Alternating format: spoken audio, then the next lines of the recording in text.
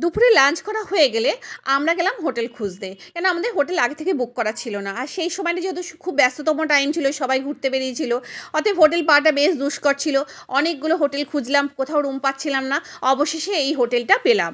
তারপর একটু রেস্ট নিয়ে আমরা বেরিয়ে পড়লাম রাতের খাবার কিনতে। হোটেল থেকে অর্ডার করলেও হতো, কিন্তু আমাদের ইচ্ছা ছিল আমরা বাইরে থেকে কিছু খাবার কিনে খাবো। তো সেই জন্যই আমরা একটু বাইরে বেরিয়েছিলাম, আর আশপাশটাও একটু ঘোরা যাবে। আমরা ছিলাম রেলওয়ে স্টেশনের ধারে যে হোটেলগুলো আছে সেই সব জায়গাগুলোতে। আমরা রাতে কিনেছিলাম হলো এগ চাউমিন আর চিলি চিকেন। এটা খেয়ে দিয়ে আমরা রাত্রেবেলা শুয়ে পড়লাম। সকালে উঠে স্নান টান করে ফ্রেশ হয়ে আমরা বেরিয়ে পড়লাম বাত্রাতু ভ্যালির উদ্দেশ্যে। রাঁচি ভ্রমণের এটা অন্যতম একটা আকর্ষণীয় জায়গা বলা যেতে পারে।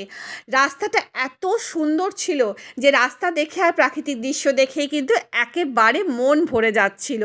যেন মনে হচ্ছে পথ যেন চলেই যায় চলেই যায়। আর এই ছিল একটা পয়েন্ট, এখানে সবাই দাঁড়িয়ে ফটো তুলছিল।